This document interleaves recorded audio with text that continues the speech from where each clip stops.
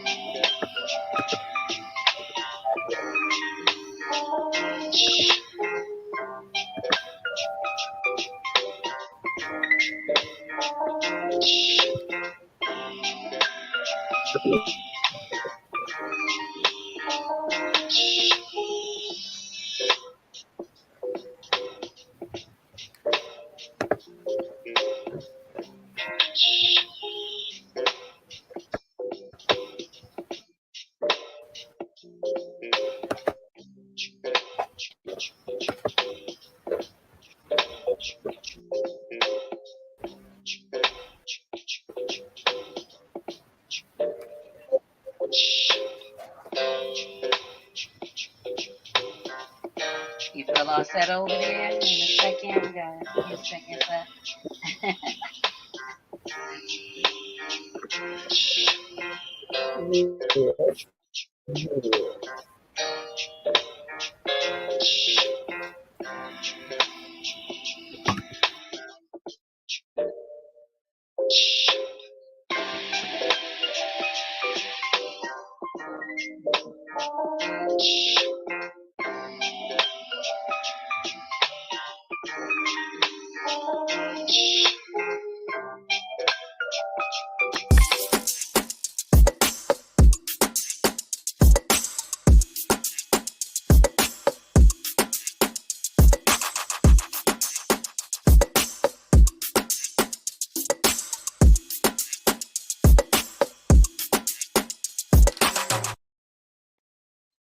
Peace and welcome to the Yananomics Podcast. Tonight's workshop, Teach Me Tuesday workshop, is the marriage of art and revolution. Am I right? Did I say that right, Tchalla? Yes, you did. Yes. Okay, You said great. it right. Facilitated by Tchalla Williams. I am your host, Empress-Ayana. Welcome everyone tonight. We're so happy to have you. So Tchalla, welcome, sis. Yes. Tell the people a little bit about yourself. Well, I am Tchalla. I am an artist. I am a poet, author, performer. I love all things that deal with art in any kind of way. And I just enjoy sharing and collabing with other artists. So I've danced in artist performances or exhibitions. I've been painted and just had so much fun getting together with other artists to create. And it's just been a blast. So, yay. Yay! I love it. I'm so excited for tonight's workshop. I'm going to let you go ahead and jump right into it and do your thing, sis. So you let me know when you're ready. All right. I am ready to share. All So right. I'm going to go right ahead and jump into sharing my screen. Da-da-da-da.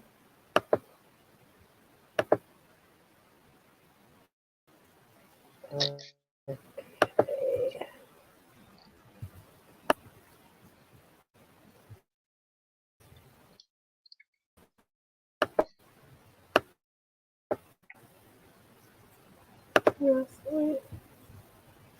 Just give you a hard time.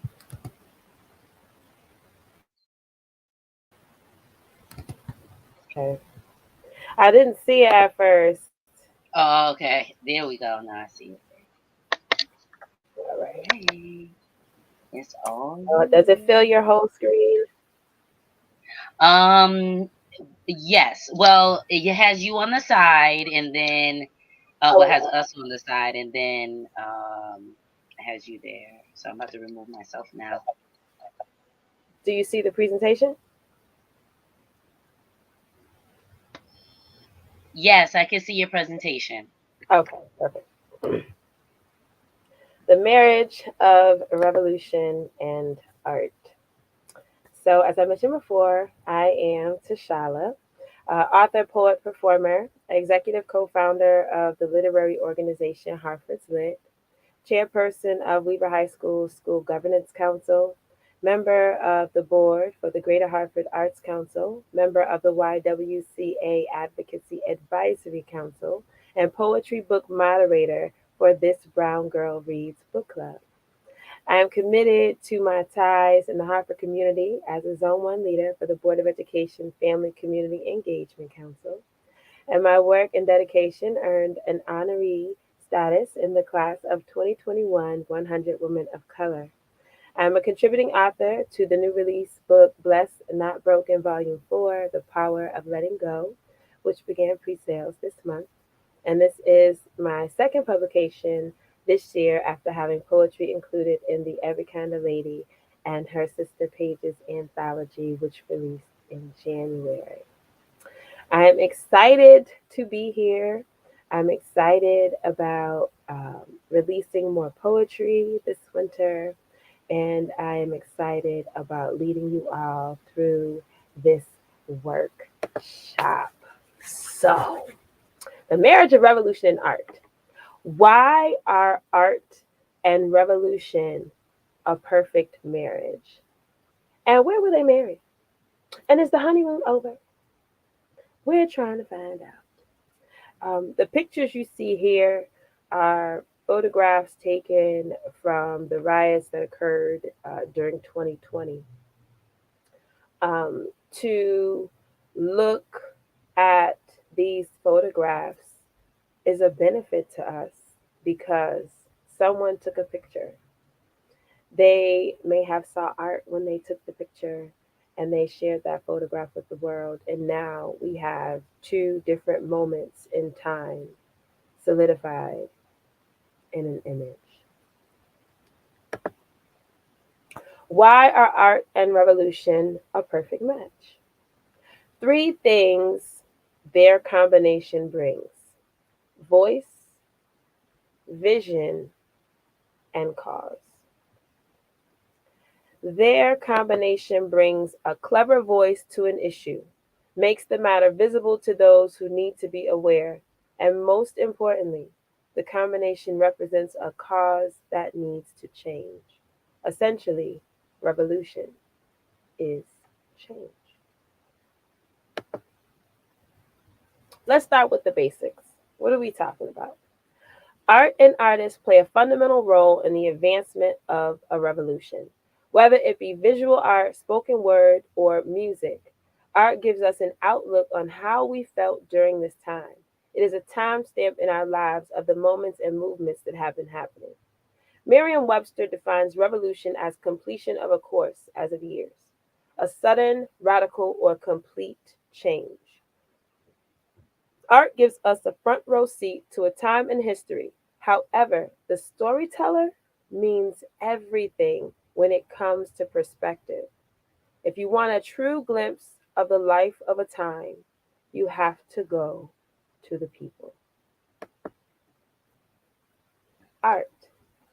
Art is the expression or application of human creative skill and imagination, typically in a visual form, such as painting or sculpture, producing works to be appreciated primarily for their beauty or emotional power. The various branches of creative activity, such as painting, music, literature, and dance. All of these things are considered art.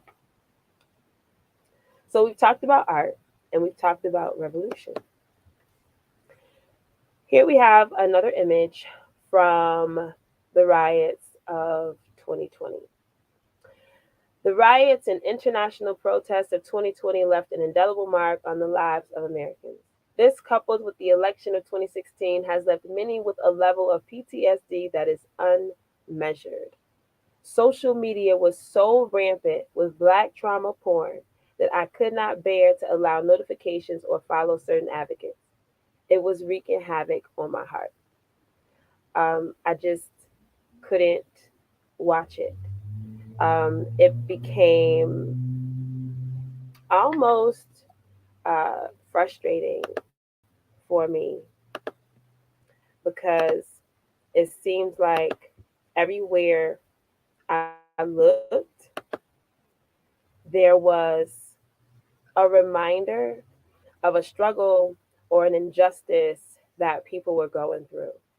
And that was a time when I realized that I needed to create borders when it came to social media and how much I allowed my eyes to take in. Um, there are certain videos I have not seen, um, certain clips I won't listen to. I don't want to hear the audio. Um, it's it's gotten to that point. I believe we've had so much video access that it just was too much and it was overwhelming.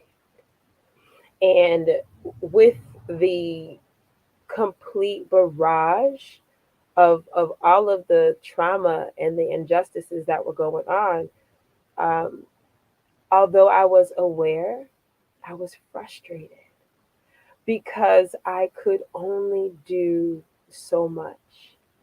And it kept coming to a point where I struggled with what I even lay claim to what I was doing. Like, am I even helping? Am I even doing enough? Like, all of this is going on, and how can I speak the things that I speak and say that I'm advocating? Um, and that's kind of where you start to understand that everyone has a role in the fight, and all of our jobs and tasks are different. And some of us are gifted for certain lanes, and then you get in that lane and you rock out. And so for me, that lane was words. It was stories. It was poetry. That was my lane. That was my way to use my voice to paint pictures of situations that certain people were not aware of in order to inspire them to fight for a cause, art, and revolution. Let's get back to the presentation. Are you enjoying yourselves? I hope so. Oh, Lord. Share my screen. Okay.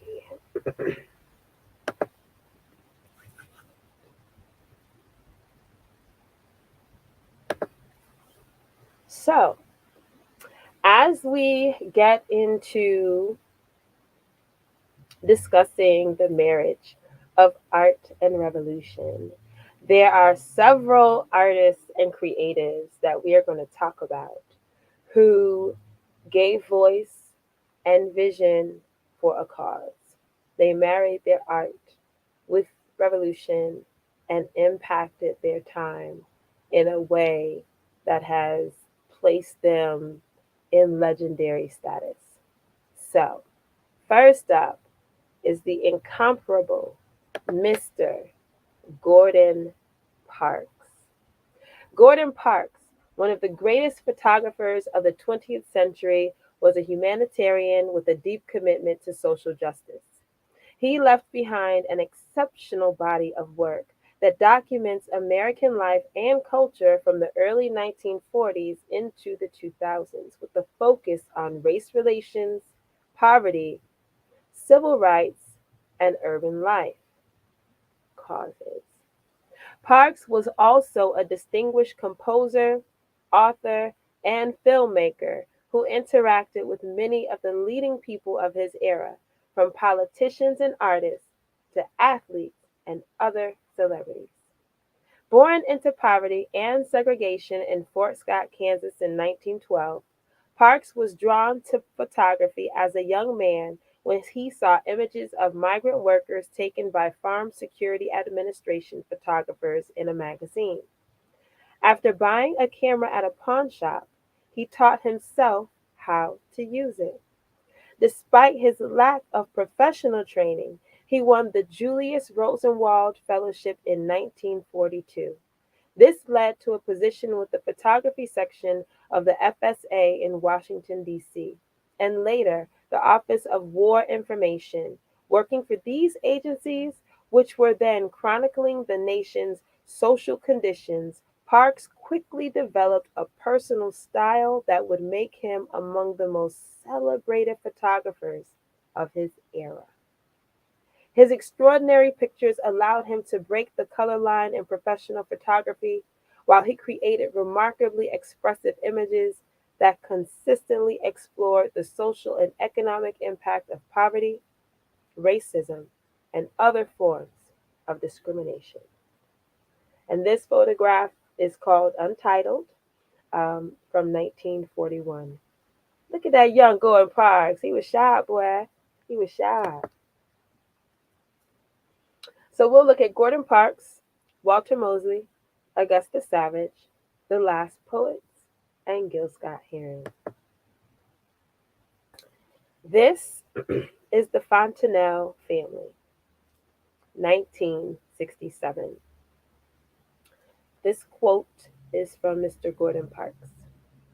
I saw that the camera could be a weapon against poverty, against racism, against all sorts of social wrongs.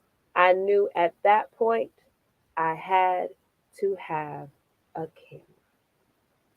The Fontenelle family is a family that Gordon Parks followed over a course of time and just took a series of photographs of everyday life with the family. And as I mentioned earlier, and as I initially talked about how art captures a time and a moment, you can see within the picture what time period it is, by the flaps and the designs and the collars of the clothes. You can tell that they are not rich, but you can also tell that they are a family and they protect their mama. You hear? So it's beautiful to be able to see that we were living and having moments. And whether those moments are good or bad, it's always very beneficial to be able to look at art and see yourself reflected in honesty and transparency. To see yourself in art allows you to accept yourself and see your own beauty. Like if they're beautiful, if they can be in a picture, then so can my family. And there's beauty within my family. And you start to have a different perspective. And to change perspective is revolutionary. And that can be inspired by art.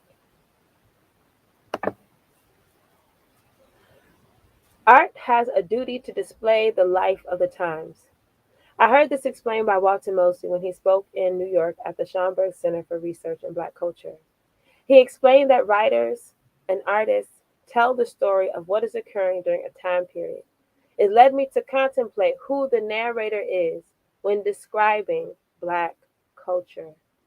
This is another Gordon Parks picture of the Fontenelle family, 1967. And this is Mama Coming Home. Um, I love this because even the stairs give you an idea of the time period, and so does the tricycle. Like to see that tricycle alone brings me all kinds of memories. Learning how to pedaling lopsided. So so you lean when you didn't mean to lean, and you might fall and tilt over. But also just how mama's coming up the stairs carrying that baby, whether that baby was crying, fussing, or coming up the stairs too slow. Come on, let's go. Oh my goodness, I've grabbed my own child that way just to get them going faster. So it's a beautiful glimpse of a time, and it is a image that allows me to reflect on my motherhood experience. Not many images will inspire you that way. Oftentimes, we find ourselves as observers of art as opposed to being art. So, the great Gordon Parks did an awesome job capturing the beauty of a culture. Walter Mosley is one of the most versatile and admired writers in America. He is the author of more than 60 critically acclaimed books that cover a wide range of ideas, genres, and forms, including literary, mystery, and science fiction, political monographs, writing guides, including elements of fiction, a memoir in paintings, and a young adult novel called 47. His work has been translated into 25 languages. Now let's just chew on this for a minute.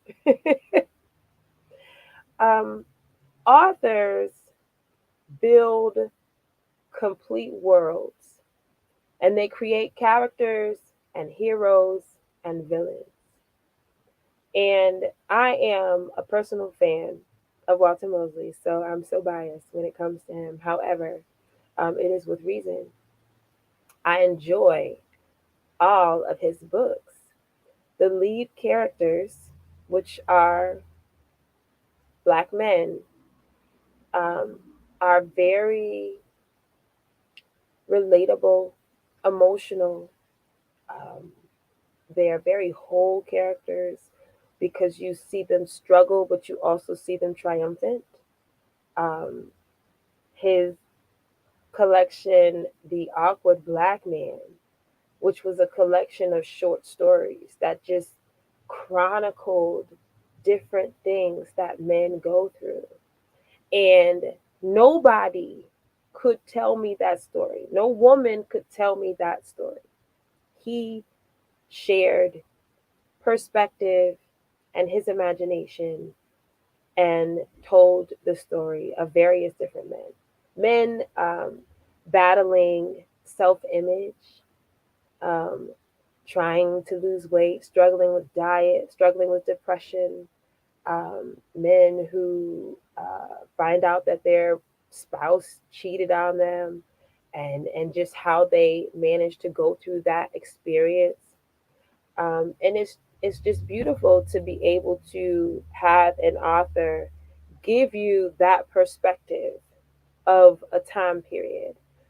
His character, Easy Rollins, who was the character in the film Devil in a Blue Dress, which Denzel Washington played Easy Rollins, that detective is from a specific time period, the 40s, 50s, and 60s.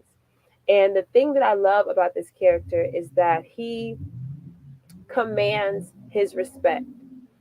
He gets into various situations where, because he's black, the police harass him. They question his authority because he's a private detective. So he'll be investigating things, and they'll run up on him and say, "Well, what are you doing here?" And he always stays his ground and stands firm. And it's a great piece of literature to enjoy, to see this side of a black man, and only a black man can tell that story. So this just brings me to the importance of us controlling the narrative of the time period that we exist in.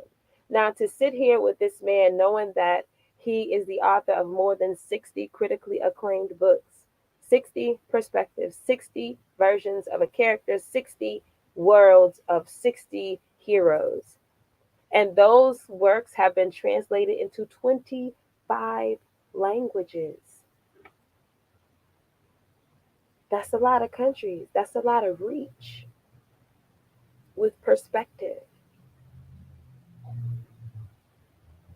That is art and revolution because it is revolutionary to tell your story.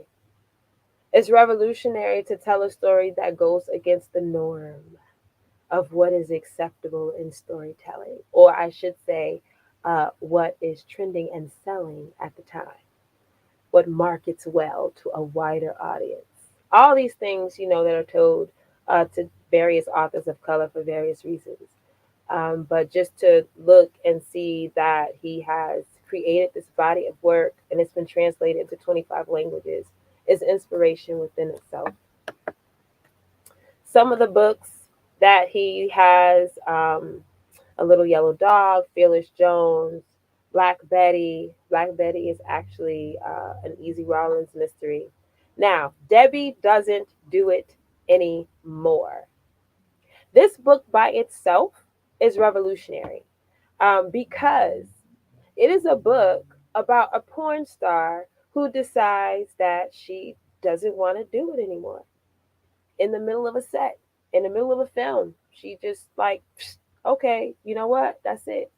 And she's got films that she owes people and they try to kill her. Like it goes crazy. But the concept, I enjoyed that story. I enjoyed the perspective of that story. The fact that she found love in an awkward young man. And so just to be able to see those different stories, or even to see something as dope as this book cover on Trouble is what I do. Yes, yes, yes. Another Walter Mosley mystery. I believe this one is a Leonid McGill mystery, which is another character that he's developed. Again, fiction.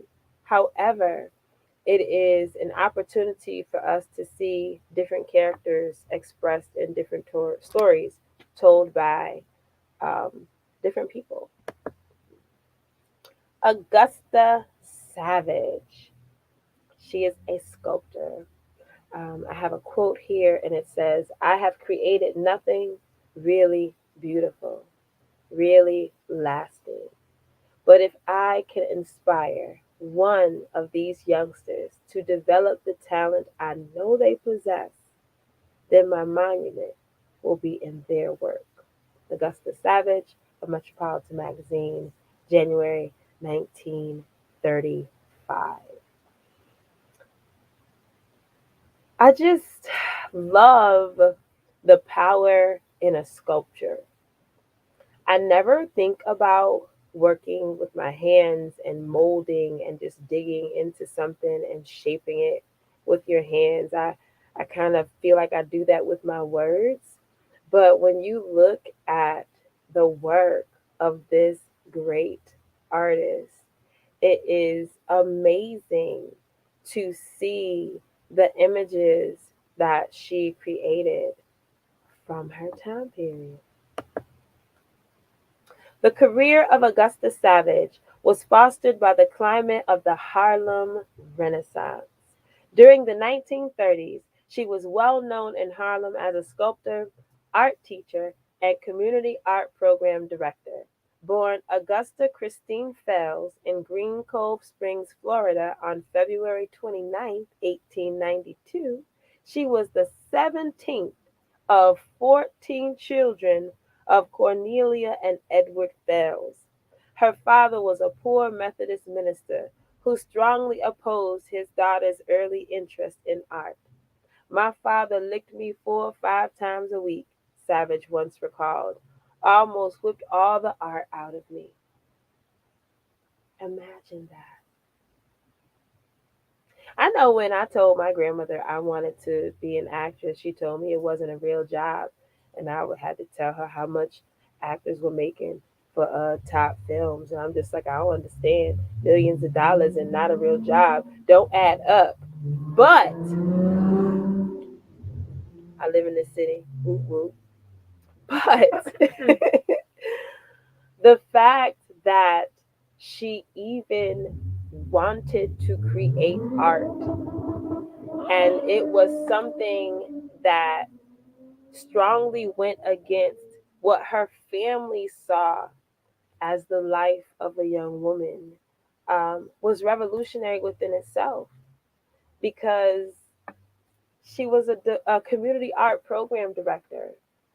If he had taken all of the art out of her, there wouldn't have been a community program.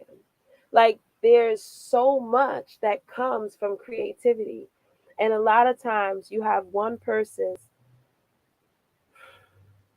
unmeasurable passion for something, and then they express it, and they get so excited about it that they can't stop talking about it. So they want to talk about it to everybody, young folks, old folks, and the next thing you know, you're teaching.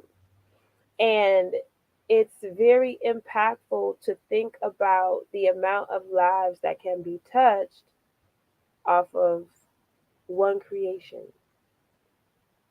and that is art. And to think that art could be a catalyst to move or inspire someone to advocate or fight for a cause is even greater. That's very powerful, as creatives.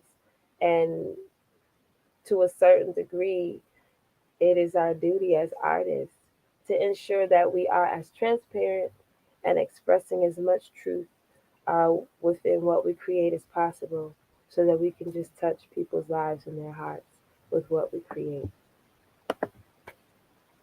Back to our basics. All right, so we talked about art, and we know that art and artists play a fundamental role in the advancement of a revolution. Um, Revolution is a completion of a course, as of years, a sudden, radical, or complete change, right? So as we create this art, it gives us a front row seat to the change that is occurring during that time. Or it could give us a front row seat to the lack of change that isn't occurring at a certain time, though it should be. So right now, we are going to dig into the revolution. And excuse me, we can't talk about revolution without talking about the last poets. The last poets, the true godfathers of hip hop. The last poets' politically charged poetry has inspired everyone from Marvin Gaye to Public Enemy. The last poets are heralded as the true godfathers of hip hop alongside Gil Scott Heron. Their brand of politically charged poetry has inspired some of the biggest names in music, including Marvin Gaye, Funkadelic, Curtis Mayfield, and Quincy Jones, all the way through to hip hop giants such as Dead Prez, Common, Public Enemy, and Kanye West. The three core members of the last poets, David Nelson, Guyland Kane, and Abiodun Oyewole, came together in 1968. Several members rotated over the years, including founding member Felipe Luciano, Jalal Mansour Nuruddin, Umar bin Hassan, Sulaiman El Hadi, and percussionist Nalaja Obabi. The group recorded groundbreaking albums such as The Last Poets in 1970, This Is Madness in 1971, and Chastisement in 1972. The latter fully introduced the Last Poets' mix of jazz and poetry, doing away with the minimalist percussion of earlier albums. The Last Poets enjoyed a huge resurgence in popularity from the early 1990s onwards, appearing alongside the Beastie Boys and A Tribe Called Quest on the 1994 Lollapalooza tour, and collaborated with Common on the Kanye West produced track The Corner, which was nominated at the Grammy Awards in 2006 for Best Rap Performance. The huge impact made the Last Poets' words and music is still strongly felt until today. The Last Poets is a name for several groups of poets and musicians who arose from the late 1960s African American civil rights movement's Black National Movement. The name is taken from a poem by the South African revolutionary poet Kirepsi, last name, I am not back that up, respect, who believed he was era of poets guns would take over. The original users of that name were the trio of Felipe Luciano, Guylan Kane, and David Nelson. Now we are going to listen to Niggas Are Scared of Revolution by the last poet.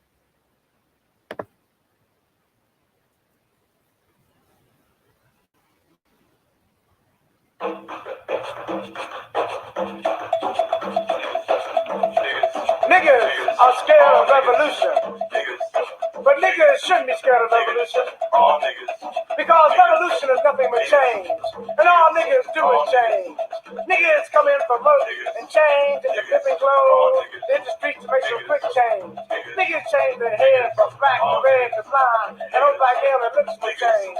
Niggas kill other niggas just because one didn't receive the correct change. Niggas change from men to women, from women to men. Niggas change. You hear niggas say, things are changing. Yeah, things are changing. Nigga things into black nigga things. Black nigga things that go through all kinds of changes. The change in the day that makes you rap and made black power. And the change that comes on them at night as they sigh and moan. Night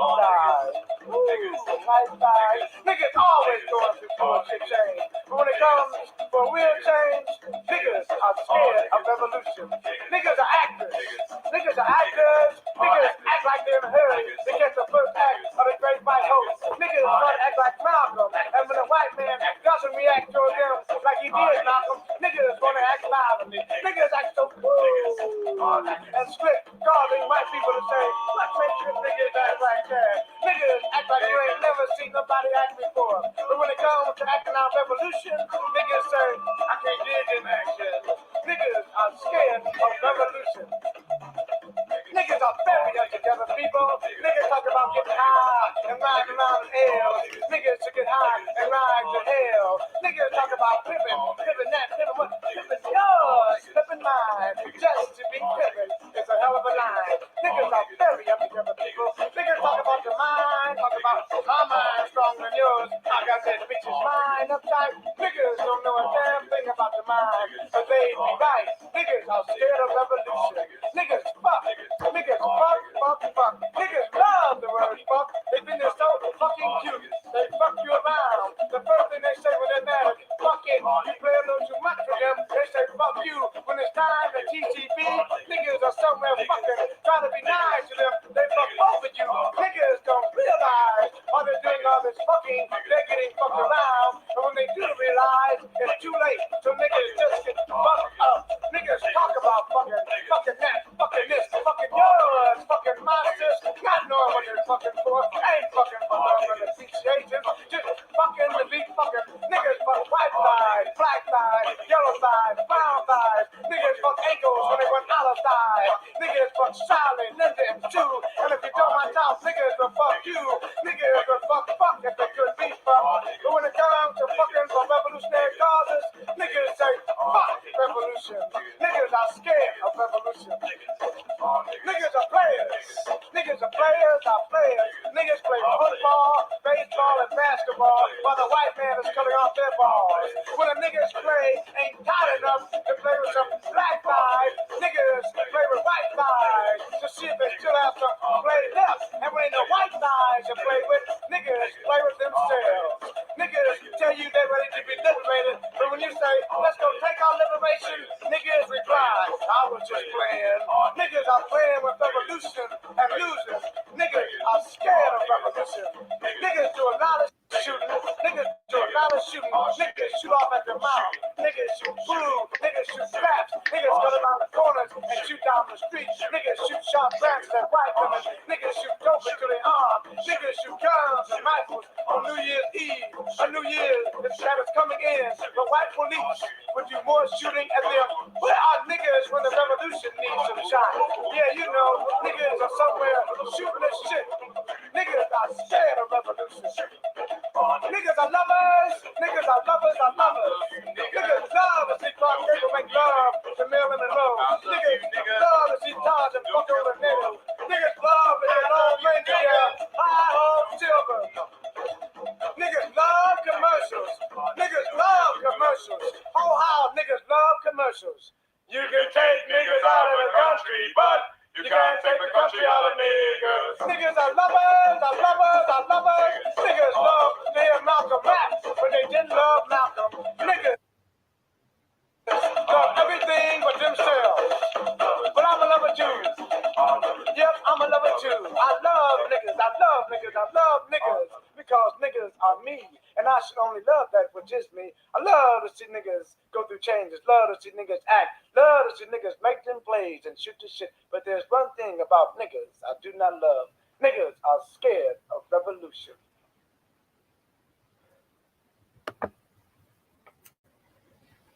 Whew. Girl. It Oh my has God. been a minute since I have heard on um, the full on piece, but we are talking about revolution, so we can't tiptoe around the things that are facing us. So at first I was like, oh, but at the same time, we're talking about the 70s. We're talking about dialogue of the era, language. I always think about how much they talk about dope and shooting up and how bad it used to be and how people used to nod off, and you would see it. But there are not a lot of pictures of that time period. We might have films that make reference to it, but when you put it into a piece like that, it strips it raw. And it's like, okay, you want to get high, but we know exactly what getting high is. But are you going to do it for the revolution? Are you gonna you busting guns? He talking about it, and it's crazy because a lot of what he's saying is still our conundrum of having all of these things happen within our community. But when you ask somebody to do it in the name of a revolution, in the name of change, in the name of creating something that will benefit our children, um, and and uh, and the other people that have a need for a resource within our community, it's like, okay, what you gonna do? We asked you nicely, so then they had to spit it in some lyrics to bring it back Sis. to our forefront. So when you start to think and consider what art is and what creation, what creating is in the process of this person or this individual using their imagination to share whatever is on the inside of them, then you understand that art is people sharing their experience or sharing their dreams. Because a lot of times we don't want to share our ugly parts, but we do know what we believe it should have been. And so we create art that reflects what we believe it should have been. And sometimes painting a picture of a black world, or like, for example, Good Times, when they had a black Jesus, that was revolutionary because nobody had ever even considered that, and they put it on TV. But let's talk about that. Seeing ourselves in that way. And so it's important to have visual artists and artists of different mediums, people who work with pencil, people who work with acrylics, people who work with various types of pieces of art and put art collages together, artists that do graffiti, hip hop, poets, authors, photographers, sculptors. You have all of these different areas of creation that we dominate in. What are we saying? What are we moving people to? And this is where art and revolution marry. Because yes, you could entertain people all day long, but guess what? Rap is very entertaining. I remember when hip hop had conscious rappers. Like they had a whole little category. You knew who it was, and you knew they wasn't gonna talk no trash, but you was gonna hear something that was good.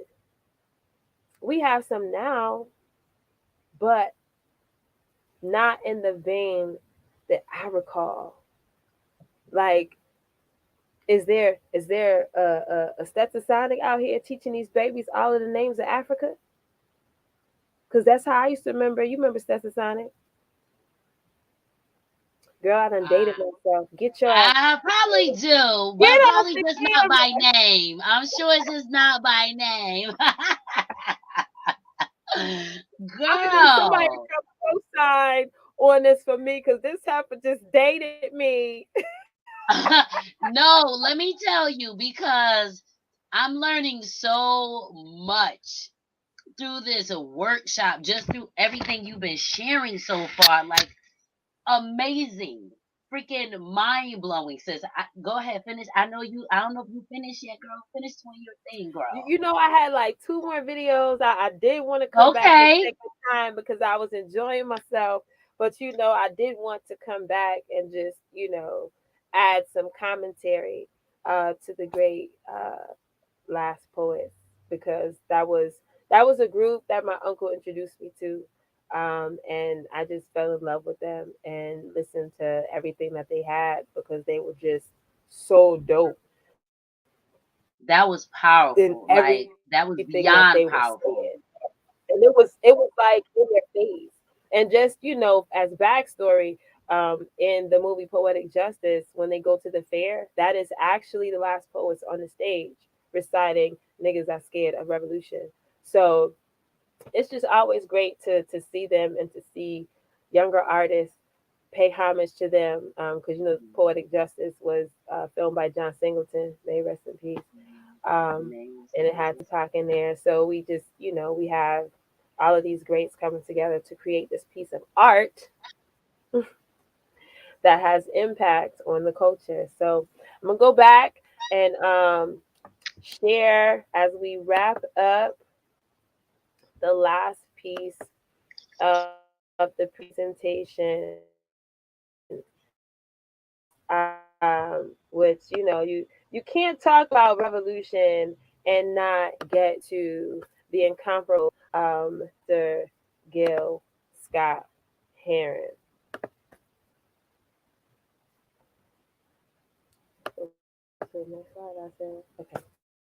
Okay. All right. Gil Scott Heron, poet, novelist, musician, and songwriter. Gil Scott Heron was born in Chicago, Illinois on April 1st, 1948, to parents Bobby Scott Heron, a librarian, and Giles Heron, Gil, a Jamaican professional soccer player. He grew up in Lincoln, Tennessee, and the Bronx, New York, where he attended DeWitt Clinton High School. Heron attended Lincoln University in Pennsylvania and received a master's in arts and creative writing from Johns Hopkins University. By age 13, Scott Heron had written his first collection of poems. In 1968, he published his first novel, The Vulture, a murder mystery. Central themes include the devastating effects of drugs on urban black life. 4 years later, Scott Heron published his second novel, The Nigger Factory, 1972, which is set on the campus of a historically black college. It focused on the conflicting ideologies among the traditional Eurocentric trained administrators, the younger, more nationalistic students, founders of Members of Justice for Meaningful Black Education, Mjumbe, and the moderate students and their leader, Earl Thomas. This made me so excited because I actually have these books on my shelf. You can purchase The Vulture, The Nigger Factory, and his collections of poetry. I almost got sad because a lot of his work, when I initially began to search for it, was on wax. A tremendous amount of his work is on wax. So, for those who are wax connoisseurs, you should get you some Gil Scott Heron in your library. I don't even have a record player, but my daughter does. So, I'm going to make sure that I put an album in her library for me. But right now, We're going to listen to "The Revolution Will Not Be Televised" by Gil Scott Heron.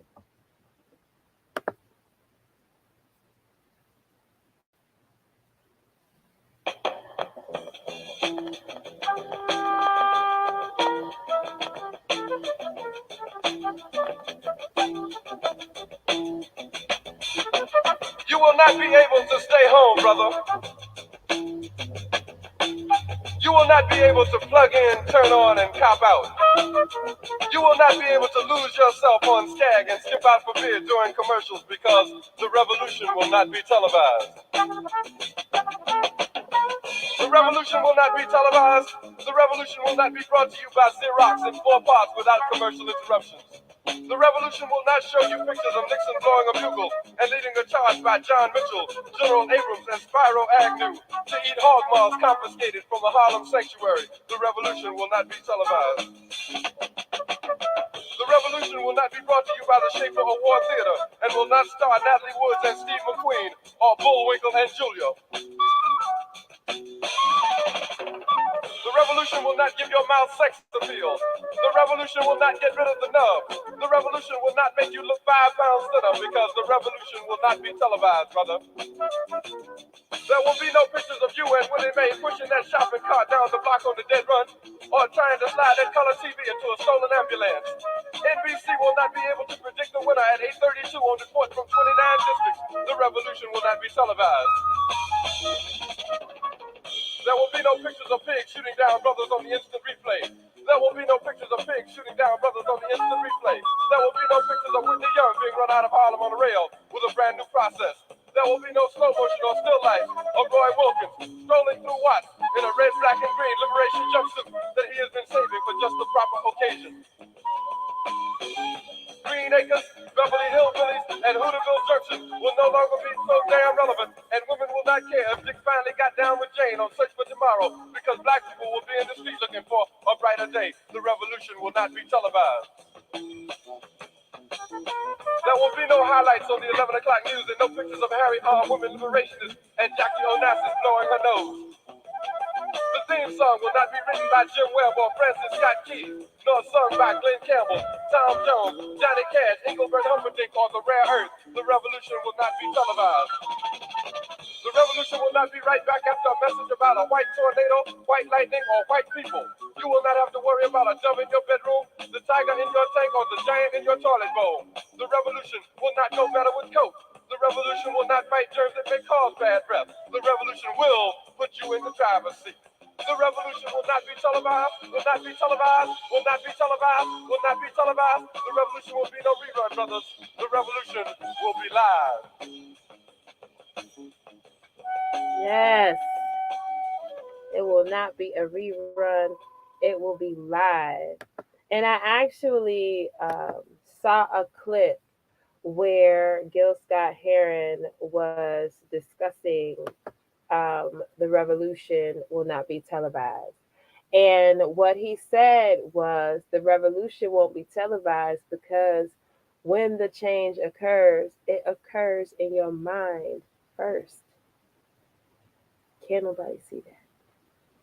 So once your mind is made up, your actions will align with your intent, and you will be able to use your voice and vision for a cause, a marriage made in heaven.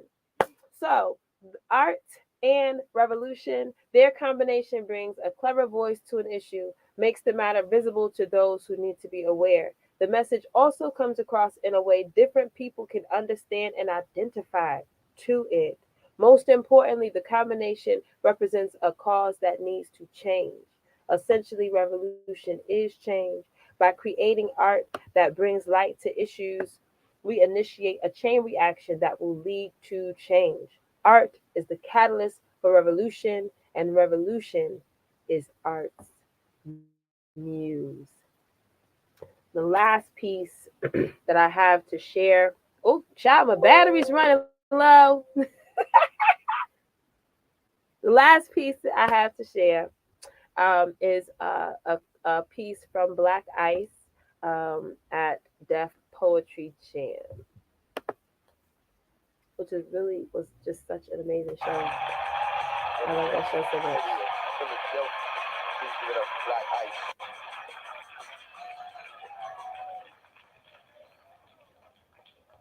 What happens in neighborhoods where the self-esteem has been overshadowed by the decay and the children no longer play the way they used to?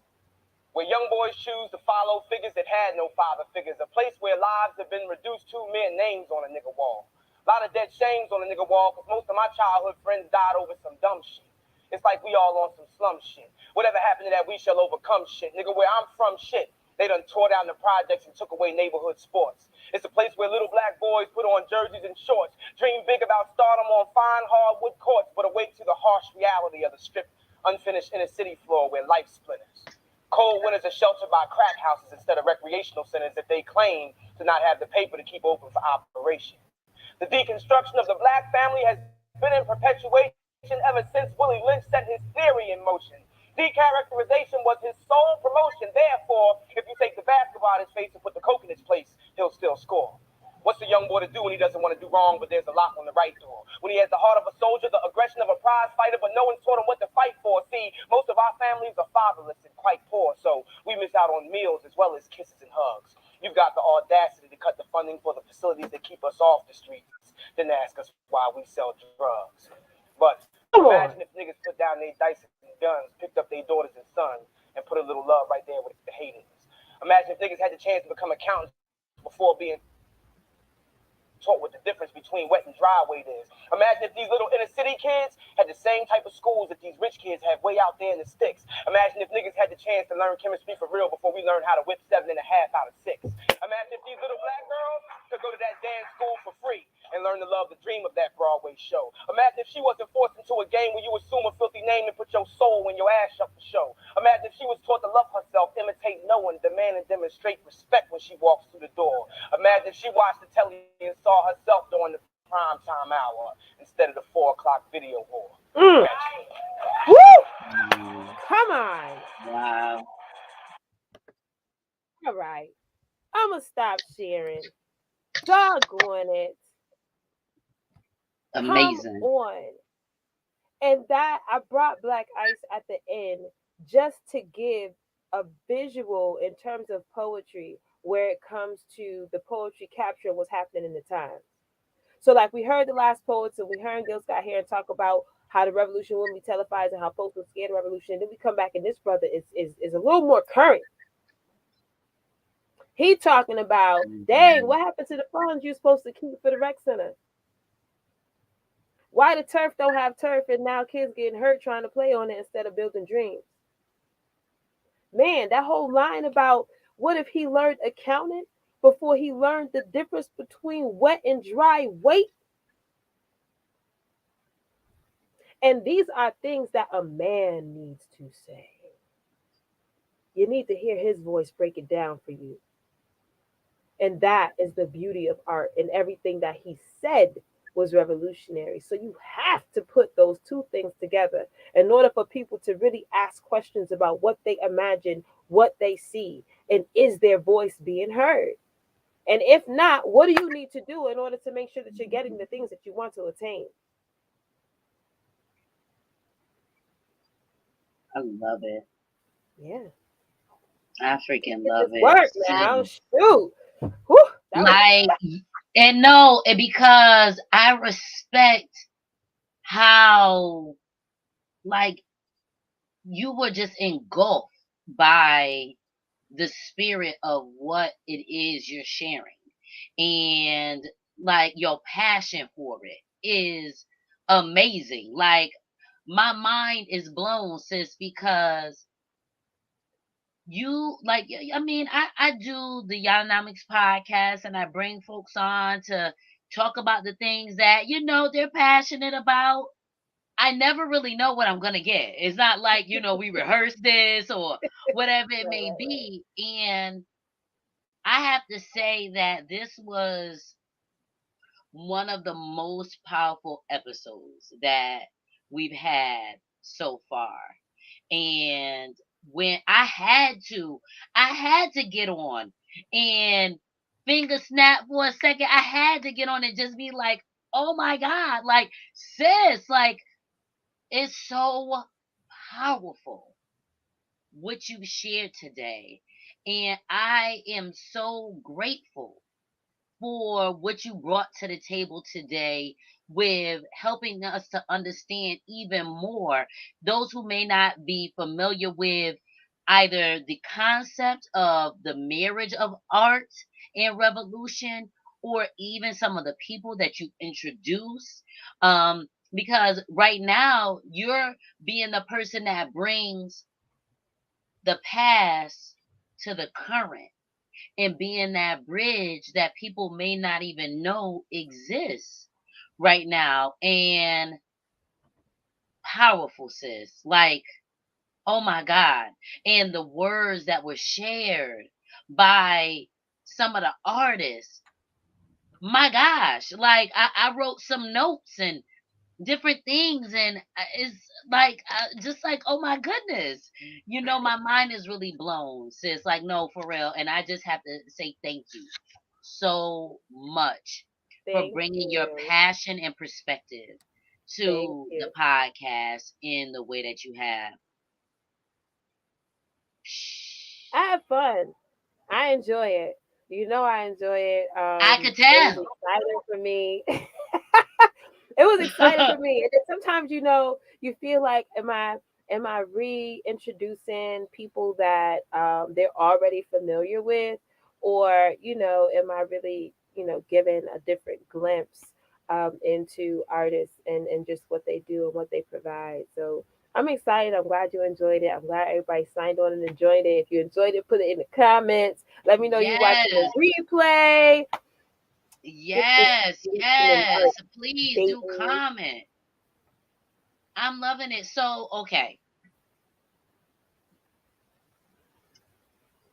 You covered several different people that I had heard of but wasn't completely familiar with like that. And you gave me a more in depth look at some of these things. In the beginning, you were talking about how you were stressed out by the saturation of trauma that we were experiencing.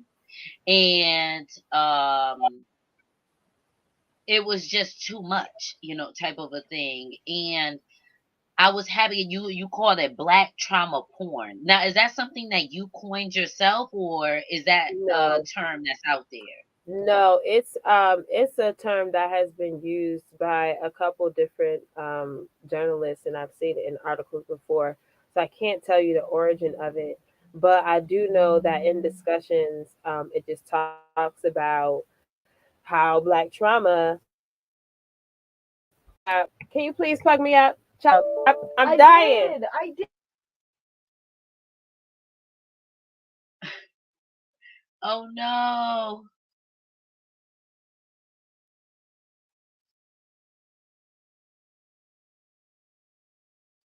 I hope they could get back. I hope she could get back on before her computer dies.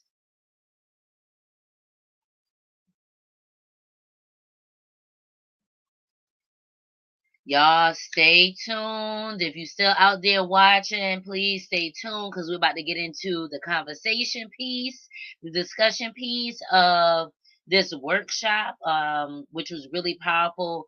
I hope that you got an opportunity to check it out because Tchalla was really going in with what she was sharing and who she was sharing. The content is just amazing that she was sharing tonight. And it looks like we lost her, but I'm sure she'll plug back in and get back into it. But I know I wanted to talk about because I was asking her about black trauma porn because um that was something that she had mentioned earlier in her presentation, and I hadn't really heard that term before.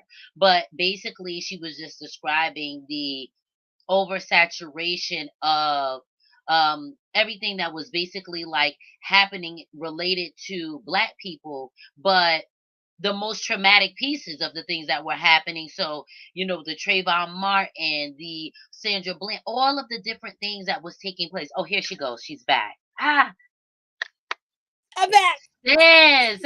You back. Hey, girl. I'm on my phone because my laptop died. Okay. Well, I'm glad you back.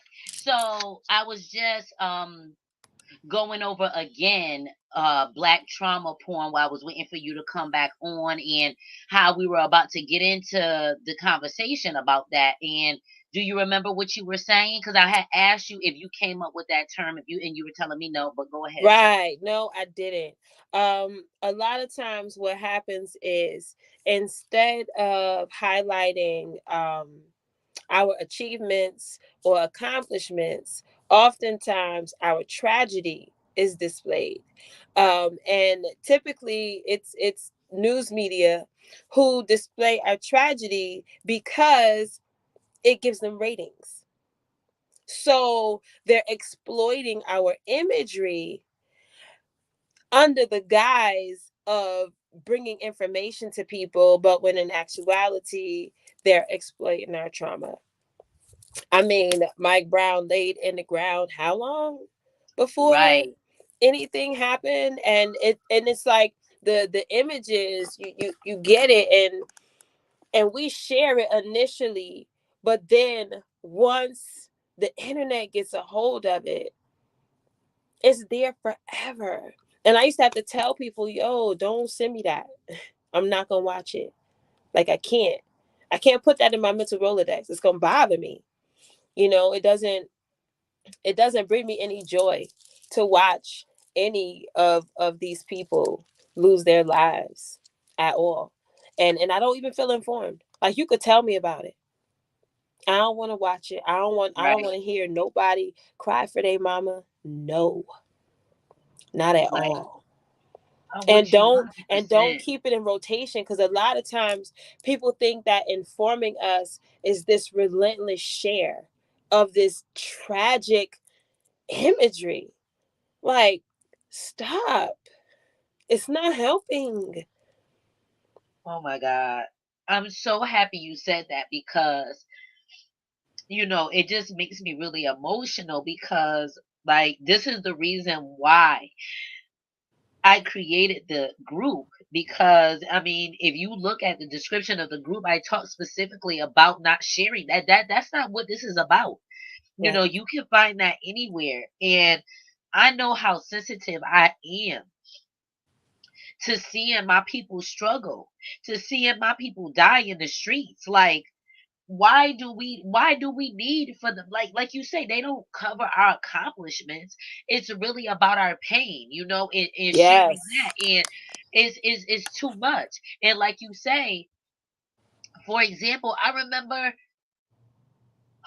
this one sister, right? There was this video going around about this young lady, this baby who was being assaulted sexually, and they were sharing the video all around and in my inbox. So I'm like, yo, like, why are you sending me this? Like, I didn't even watch it, because I already knew, because I had heard about it. People were talking about it or whatever it may be. And she was like, oh, in her mind, in a lot of people's mind, they really think that they're doing something. They really think that they're sharing and you educating. know And you know it's what's so what's even toxic. more disturbing is the fact that they're sharing what they very well may have been victims of. Yeah. And if you really want to help people heal, you would have a real conversation. Because what young people who are experiencing trauma right now, what they need are real conversations from people who really went through what they're going through, and are not afraid to have a transparent and vulnerable discussion about how they overcame their pain. Right. Right. When We I need know these are healed folks who are not going to talk conversations. about that. They're not Right. going to get into, that part of the conversation. Like, they're not going to, like, really get deep in. Oh, hold on. We got comments out there. Let me see. I don't know. These could be. Oh, I don't know who made, and it's crazy because I did not see these comments until right now. Like when somebody said, "Glow, Empress, glow, still giving love no matter. Facts exploiting our pain to make coins." True. I don't like it at all when folks send me cruelty of any kind, but especially in black folks being harmed. Like, yes, like it's not Yes. okay. It's not okay, and we need to really move away from this. And you like, I knew that. I'm glad that I followed my intuition with creating the group in alignment with saying, like, listen, this is not the space for that. You could find that anywhere. Right. This is not the space. But you just confirmed. I didn't even know that that's what was going to happen today. Like I said, we don't, go over this stuff in advance. I have no idea what I'm going to get, a lot of times. And the universe sent you to me, and connected us in the way that it has so that you can spread this knowledge, so that you can confirm for a lot of people what it is that they feel on the inside, but not a lot of people are saying it. And that was one of the things that you talked about before, is that, like, when you're sharing something, a lot of times is like what makes it valuable is the fact that it's outside of the box. Like, you have to step outside of the box and share the things that are relevant to your truth. Like, that's where the power really, really comes from, Yeah. and I thought that was so valuable when you mentioned that earlier on, and how we don't, you said, many of us, basically many of us see ourselves, I'm paraphrasing, as observers of art rather than art itself. And that was like, it's so true, right? We just walk through this life and we don't see ourselves as a part of history, a part of the making, Yes. and I am just so grateful. I have so much gratitude in my heart, sis, because I did not even know that this was going to touch me as deep as it did. But it is. And, you made me think too when we talk about black trauma porn and how. And I thought about, okay, because now we're in the digital age, right? Where cell phones and all of this stuff is like bringing so many things to light, but then at the same time is being used to sensationalize our pain, As right? opposed to lead us So to a solution. exactly. So, I always, I'm talking, I have conversations with people, and I say, okay, yes, I understand that the things that they're showing us on media are actual things that are happening, but what makes them choose certain stories? Like, there are, and it's like, okay, like, these are not, no disrespect or no disregard to the folks who are losing their lives and everything, and is being highlighted, like, no disrespect to those families and to those people. However, I know that there's a bigger agenda at play, because how do they decide what they're going to talk about, when they're going to talk about it? Because that person that they decided to highlight, that's not the only death that has happened. That's not the only discretion that is taking place against our people. Not only that, but there are a multitude of different things happening in the lives of black people that is positive, that is great, that is good. And why is it that these things are not the highlight? Why are they not the center of our attention? And I think we have to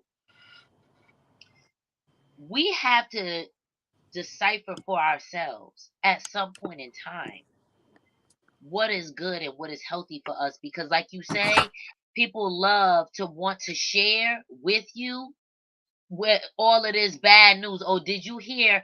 How about somebody just hit me up the other day, and they were saying to me, "Oh, did you know that this happened to so and so?" Oh, like they called to give me the bad news about somebody. They didn't call to tell me, "Oh, so and so is doing well." Oh, this, that, and the third. No, they wanted to tell me when something bad was happening. And your mic is muted, sis. Yeah, it's gossip. It's not beneficial. It's like all the times I always think, when you speak into somebody, is what's it edifying? What is Right, it? What is it uplifting? What is it lifting up when you're talking to somebody? And if you're talking to them, and what's coming out your mouth is about somebody else, that's gossip. right, Why you gossiping? right, Don't gossip. What you need to gossip for? right, Right? Because if something is really wrong with somebody, I shouldn't be talking to you about them. I should be talking to them about how I can help them with what it is that I see they might be challenged with. That is how we grow. Like, right. instead of me ragging on you because I see something that's not lining up, I'm supposed to pull you to the side and say, hey, look, you should rock it this way. You need to change that up. Be a little mindful about the company you keep. I like Yeah, what you're doing, but you want to build something. So, check your area. But yeah. these are things that you say to somebody directly. Why would I not want to tell you something to help you? Shit. Why would I not want to say something to you that helps build you up or gets you to another level? I want to see you Right, grow. I want to see you flourish. I can't be sitting here thinking I'm going to withhold information because I want you to pay me first. What? right, right.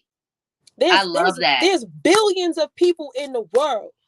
You can monetize to billions of people in the world, but you also can help a couple people in your circumference. Right, right, It's about the seeds you sow and the return right, of your harvest. It's about what's in your heart and how your intention starts. So, like, are you doing it because you want to help people, or are you doing it because you're trying to monetize everything? Okay, you know what? Keep that information to yourself. I'll get with somebody who I yo, know is gonna pour into me because they know where I am. They know I'm broke. They know I'm trying to build this thing. They don't want to be my coach. I don't need to right, consult with them ahead of time. I'm not at that phase. It's some right, people that be at that phase where you can pitch your business to them if they need some help because they actually need like real help. right, Like you know you're gonna be exactly, digging in the right, trenches and you're gonna be like, look, right, this time is money. But there are some people who only need to be pointed in the proper direction or given a website or given somebody else's phone number. Those things, those things we can do freely. Those are seeds that you plant. right, But if you right, can't see them like that, you're gonna be stagnant. You won't grow as yeah, far as you can help other people grow.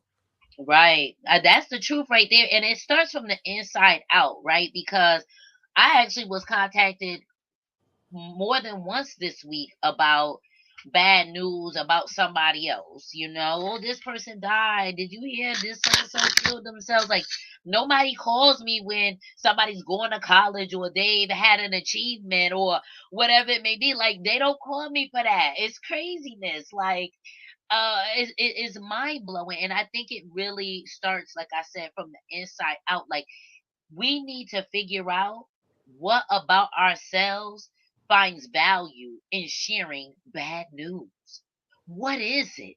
Because that's really like so toxic and dysfunctional, is not even funny, and I mean, if we gonna really talk about it, it's avoidance of their own pain.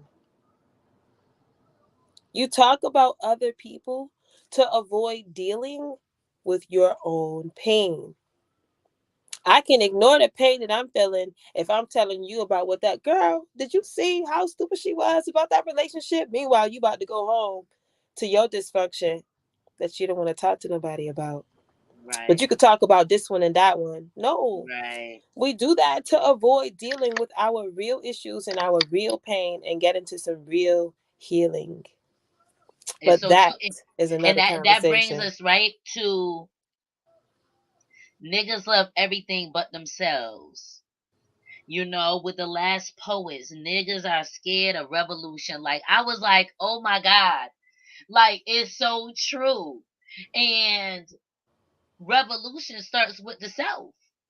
Like, ultimately at the end of the day, it's not about Yes. going in the street marching. It's not about any of that. It's about starting within yourself. What do you see for yourself?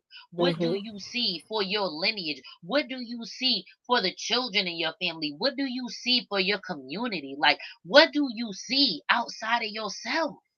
Like, so I mean, I'm in the midst of actually working on a series, a self defense series, where we're going to discuss ways that obviously we could defend the self, right? But I got into a conversation with the gentleman who uh I'm working on this with, and he was basically like talking about how you're not going to be able to bring everybody with you. Some people will get it and they will understand it, and we are in the age of information. However, there are going to be a lot of folks who we love That will not. who you're not going to be able to bring with you. Yeah. They're not going to understand it. They're going to be stuck right where they are because niggas are afraid of revolution. And that is so true. And, in this conversation, I encourage everybody to find your tribe. Find the people who think like you think, who feel like you feel. And even if you're still developing those ideas in your mind, find the people who think where you trying to go. Uh and as because it's really about healing, right? Like, we gotta heal ourselves. We got to heal our family. I know I'm serious about it. So that's why I'm like, listen, I don't need to keep seeing who dying and who's like, I don't need to see that because that goes against where I'm going. That's a distraction from what's important to me and the solution. Like you said, we talk about, and that was another thing in the conversation that I was having with that gentleman I was telling you about, and actually another gentleman who's a part of my planning process. And they were like, okay, because I was saying, okay, well, let's have a panel discussion be a part of this series of events we're doing. And they were like, well, one of the things we want to make sure don't happen is that we're just talking and talking, and it's not about solutions, and I felt what they were saying, because it's like Yes. you're just talking in a circle, and they wanted to make sure that we stayed on track with where we were going in the Mm-hmm. solutions and Mm-hmm. things like that. And again, confirmation that I'm in the right place with the right people, because I'm like, yes, that's exactly what I want. I just, Augusta Savage, the sculptor, Yes. she was saying how her monument will be in the work of the people and the youth that, she could inspire and get to understand that they had skills. They could do this. And when they created the work, that those were her monuments. I was, my goodness, That was beautiful. Just the so idea of beautiful. that. That's like you teaching somebody to dance, and every production they create is a monument to what they learned. And that's just like you just sit back and you're in awe because it was just a spark you gave. Yeah, But wow, what it ignited had it not been right, for that little spark. right, So that's powerful. That's the impact that we can have on the future if we perceive it that way. We have to see that right, in order to do right. that. And when you talk about art shows us where we're at right now, and that really resonated with me too, because I don't watch slave movies. Now, you put on Django, shit, I'm watching me some Django. They was whooping some ass in that damn movie. You hear me? But Yes. that's why I like Django. Yes. So that's the thing, right? Like when I go and I look for different things to watch or whatever it may be, I sit back and I look and I'm like, damn, they still making slave movies? Like, when we gonna move away from making slave movies? When, And I have an interesting perspective on that. okay. And the only reason is because I read a book of poetry. What's it called? The Life of Phyllis Wheatley by Henri Jeffers. And I had an opportunity to interview her. And it took her 10 years to complete this collection. And it chronicled Phyllis Wheatley's life in Africa with her family, to her kidnapping, to her trip on the slave boat, to her being bought, to considering the people who bought her because they had lost a child, to is it a replacement or is it a slave, to understanding all the relationships that she had and what she saw. And the book talked about a ship called the Zong. And this ship, the captains started off with 500 slaves. By the time they got to America, they had 250. They had gone willy-nilly throwing slaves overboard. The people who were supposed to purchase the inventory that was not there, mind you, we are talking about slaves, took the ship owners to court so they could be paid because they had insurance on their slaves. I didn't know that. I wasn't even aware of this boat. And so when I was talking to the author, she was very emotional because she said, how dare we say that these ancestors who sacrificed their lives do not deserve to have their stories told? To tell their stories is an altar to their memory. And that hit me in my gut. Now, oftentimes, as I mentioned, we have to be mindful of who is controlling the narrative of what is being explained to us and who is telling us this historic tale. Because oftentimes that can slant things. But I had such an appreciation for what she put into poetry when she chronicled this woman's life.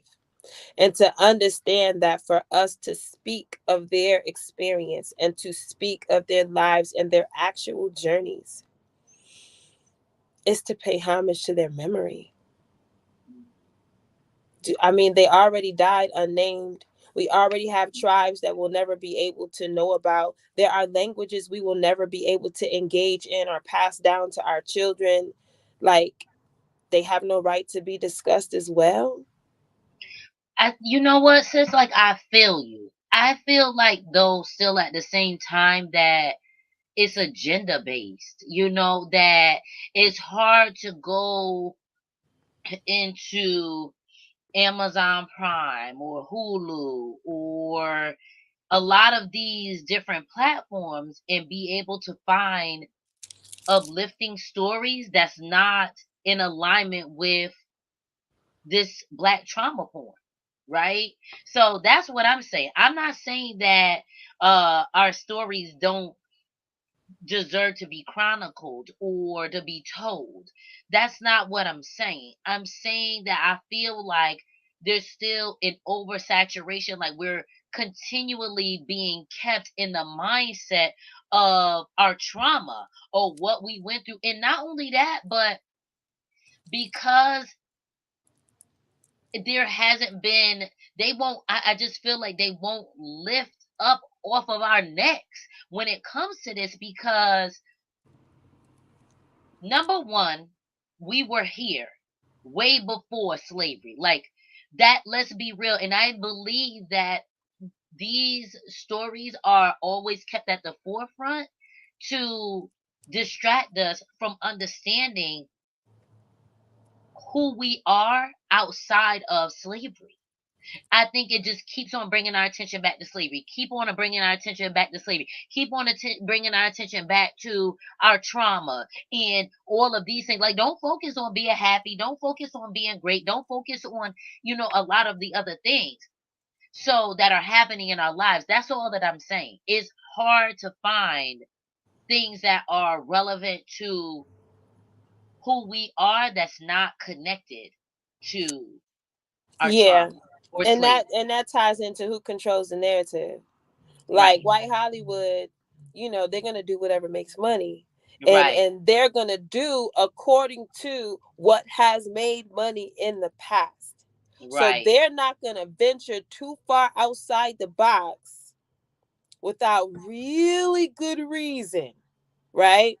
So what ends up happening is, again, we come to a space where we need to control more of the administrative side of film, the Mhm. film industry, I'll say. Mhm. So when it comes to scripts, when it comes to acknowledging great films, Yeah, because a lot of people are creating films and it's going straight to streaming platforms. that's So true. like I noticed it's a lot of stuff on Right. Netflix by directors I've never heard of. So you would probably consider it like urban fiction. Yeah, But yeah, still, it has a presence that I only used to see on YouTube. So if I true. wanted to watch it, I would have to watch a YouTube series where you had these young people creating whatever it is that they wanted to see. This is true. So I think as we continue to grow as creatives and collaborate with each other, we'll eliminate the need to be a part of the academy, Mhm. because that's another separation of Mhm. how things are understood, and you have to create, establishment for structure because we're up Right. here and we're classical and we're the union, and god damn it, I just want to Right. make a film. You got all these loopholes for me to go through. So we could create our own version of whatever is necessary for It's us true. to control how films are created, how television series are created. Because a lot of times people who have nuanced ideas can't get funded, That's true. and they don't It's know who very to true. ask. They don't think, let me go ask this dancer if she knows somebody, or let me ask this graffiti artist if he knows somebody that might want to fund my film. Like, we don't go outside of our circle when it comes to artistry, and we really need to learn how to collaborate with each other, because no matter what, artists forever and always pull society out of depression. That's true. It Now that's always the takes truth right there. entertainment. You need to be entertained, whether you need to laugh, cry, uh, get excited, whatever it is that entertainment brings you through. Artists produce that and create whatever it is that rides us out of our depression. Right. So it's like, if that's the case, then we need to be mindful of the mental health of each Mhm. other in Yeah. what we create. And let's, Right. collab and get to making things happen, because the solution is us. It's always been Right. us. Right. It's Right. You're always been right. us. And because I'm thinking about there's a series that's called Leah the Late Bloomer. And I don't know if you've ever seen it. If it's on YouTube, the sister has won a few different awards, and she's like, there are creators out there that are, like you said, they're creating content, and like Awkward Black Girl, like when it was Awkward Black Girl before it became, what it is now. Like, there were creators out there that were talking about things other than race. Like, they covered it, but it wasn't like the major part of what they were discussing, and Right. what they wanted to show us. And like, I really, if anybody has not watched Leah the Late Bloomer, I really enjoy. She has Caribbean parents. She's just talking about her. She's chronicling her experience as an artist, an entrepreneur, and it does touch on some of the factors that are relevant to our life. But I love that series. Like it was so good. It was so funny. It's on YouTube. I don't know where else it might be right now.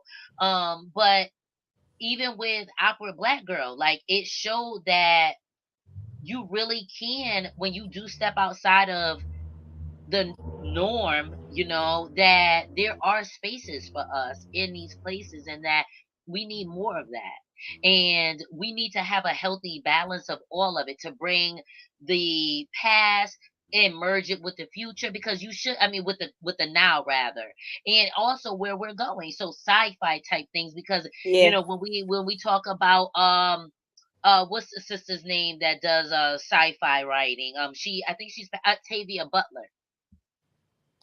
That sister was clearly like way ahead of her time with some of the things she's talking about and some of the topics. And I won't even say she's ahead of her time. She was She talking about what's was. real. Yeah, she What was ahead I of her think time. we might be behind. That's what Mm-hmm. I think.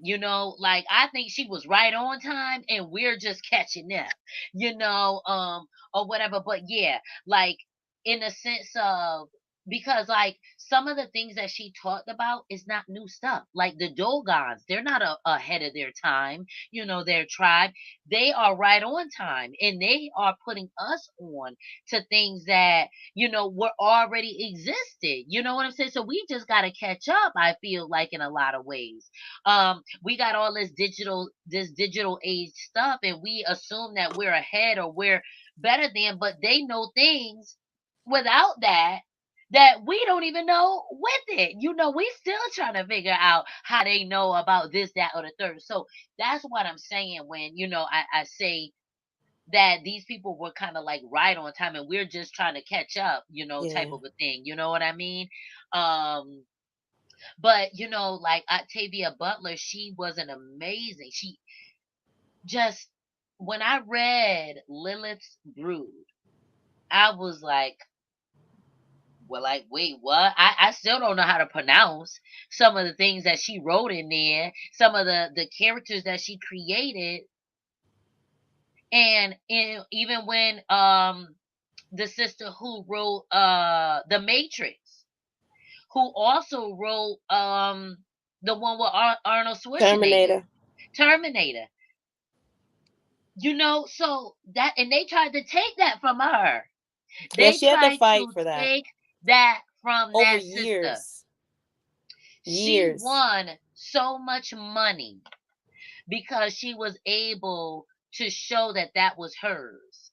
And, like that's another thing, right? We have to make sure that we're on point with trademarking, copywriting, making sure that all of our material is being protected. And that's making sure that you understand the business. Like Right. you can be an artist and you can create art, but Understand no the matter business. what arena you're in, you must understand the business. Like you Right. have to understand the business Right. side. Otherwise, Right. you'll get screwed in every contract that comes in front of your face, and every dollar will not be the top dollar. It's all about being able to negotiate your value, but understanding what your value is enough to do Right. your research. Right. And like the Matrix is our story. That's us.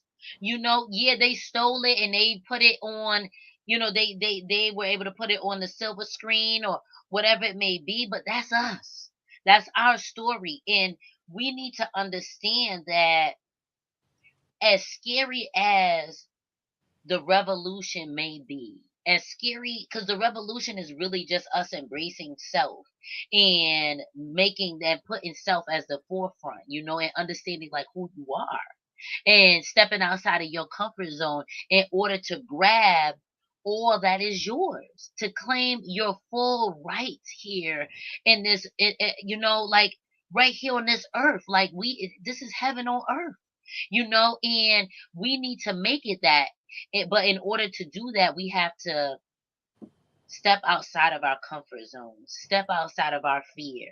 And like I said, everybody ain't gonna make it, but at the end of the day, we have every right. This is us, point blank period. And we can love the people who might be in our lives who don't see it the same way or are not doing it or not leading. But we can lead and it can happen. And I just feel so, like I said, incredibly grateful to you having brought this conversation to the forefront because I had no idea. I had no idea, and I have an immense amount of gratitude towards you. Like, you were unbothered. Even when I got on there and I was like, sis, like, oh my God, you were so unbothered. Like, you just was like in your zone. And I appreciate you, sis. Like, so much. Like, Thank so you. much for this. Thank you. Thank you. Thank you. Thank you. You're Do you welcome. have any parting words for the people? Anything else that you feel like maybe we didn't touch on that you want for people to take home? Even if we did touch on it, but just a message that you would like for people to take home from this conversation. Be gracious with yourself. Be unapologetic with your art. And be diligent in your pursuit of your goals. I love that. That was beautiful. Y'all hang in there for a second. I'm going to give a thank you to our sponsors and do a couple things. But Tchalla, thank you so much, sis. Yes, I cannot wait to our next workshop. Like, you got me mad hype, like, sis, like mad hype. And you have me thinking about the value of what my presenters, my facilitators have been bringing to the podcast, and how I want to protect that, and how I want to make sure that you all get the glory that you deserve for what you're bringing to the table. Like, for real. Thank you, sis. I hope you have a wonderful night. Thank You everybody too. who has watched tonight, who has joined us, who is to come. Rev It Up, the marriage of art and revolution. Sister, like, toe it down. Yes, yes, yes. Tchalla, please tell the people where they can find you. Do you have anything? I know you, girl, you've been doing like mad stuff. So please tell the people where they can find you, what you have coming up real quick before we close out. You can find me on Clubhouse. I am going to start sharing some workshops on writing fiction and stories. So I have one for, I think it's Thursday, to talk about the antagonist. Um, What else? Oh, this month, Harper's Lit is reading You Don't Know Us Negroes by Toni Morrison. I'm sorry, by Zora Neale Hurston. All these names in my head. So it actually just released in January, and that is our book for February. So we'll be discussing that at the end of February. I'll be featuring on the 23rd with Poets Realm out in Bridgeport. So I'm I'm hoping to excited make it. about that. Yes, that's going to be lots and lots of fun. We have auditions coming up in at the Ruby's Realm in March. I believe I have shared that on my IG page. So if you're a performer and you want to be in a production, then make sure you check out that flyer and you hit up Miss Ruby. And I have been a part of a book collaboration with the CEO wife, Miss Tamara Mitchell Davis, Nice. and they have their Blessed Not Broken Volume 4, which is currently in pre-sales. So you can purchase your copy. It discusses the power of letting go. And it's always crazy when you decide to discuss a certain topic. Your life is like, oh, you letting go? For real? We're going to find out. And I'm just like, I was just like, oh no, I'm not really.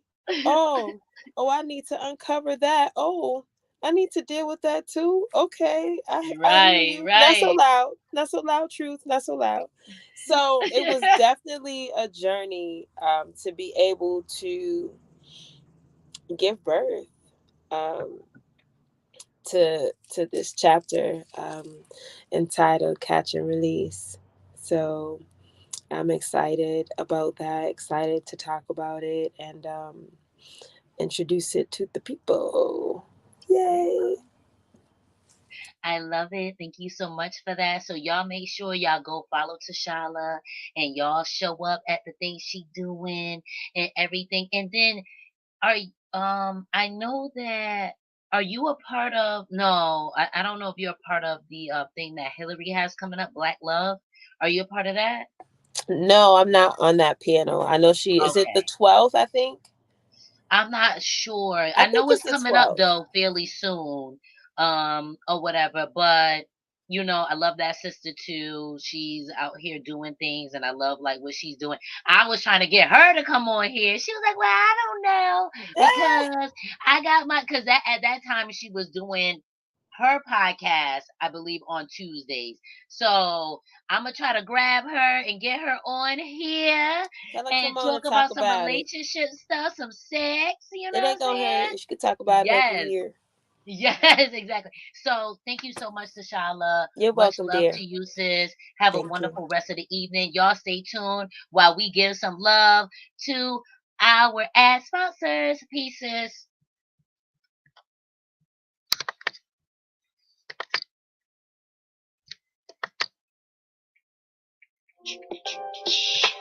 So here we have our ad sponsors. Thank you so much to Carol Kelly, who is an educator an entrepreneur. Let me slow down. Educator and entrepreneur, Miss Carol Kelly. She's a virtual tutor. She does proofreading services, Google Classroom consultations. You can reach her at theycallmemrskelly.com.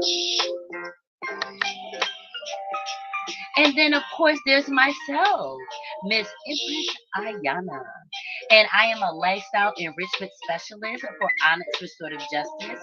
Actually, the Yananomics Podcast is a underneath the Onyx Restorative Justice brand.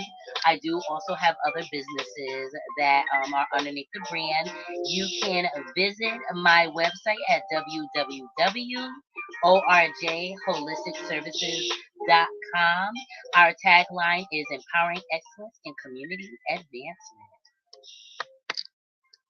Thank you to our ad sponsor, Mr. Rashidi Lacario, who is a credit repair specialist and also is currently going to school for his license to be a real estate agent. Whoop, whoop. So RKT prides itself in walking their clients through, my bad, their services step by step. If there's anyone who is interested in becoming an ad sponsor for the Yananomics podcast, we have something to meet every budget. So do check us out. Hit me up if you would like to become an ad sponsor with the Yananomics podcast. Also, contact me if you would like to if you have an area expertise that you're passionate about. Hit me up if you are interested in becoming a Teach Me Tuesday facilitator. We would love to have you. There is no experience necessary. I teach you everything that you need to know in order to be a successful facilitator for the Yananomics podcast. And we're going to check out, I hope it's working correctly. No, for some reason it's not there. But it should be a video for Body Excellence Butter. But anyways, I have a line of energized crystal infused butters. They're shea butters and it's called Body Excellence Butter. Please go check it out. I have some sales going on right now for Black History Month. It's free shipping for $35 or more, as well as free It's free shipping for $35 or more. As well, there's $5 off if you spend $35 or more. I had to think about it. I have a lot of things going on, a lot of businesses. So please do forgive me. But we have an Etsy shop, so that's Body Excellence Butter on Etsy as well. Like I said, you can purchase your butters through www.bodyexcellencebutter.com. I have a plethora of services that I offer that are related to small business development as well as holistic health. So hit me up if you're in need of a meal plan, a wellness plan. If you are interested in our casual cuss out workshops, those are strengthening emotional intelligence and empowerment workshops that I have and that I offer. Now, they're for any group size, so hit me up if you're interested in anything like that, as well as small business development. So I help people with starting their businesses or growing their business. So if you are in need of a website, graphic design, a flyer, whatever it may be, hit me up. Thank you so much for tuning in tonight to the Yananomics Podcast. I'm so extremely grateful and excited for everything that's to come. Please stay tuned for everything that is that we share in the group and all the new things that we have going on. Peace. Have a great night.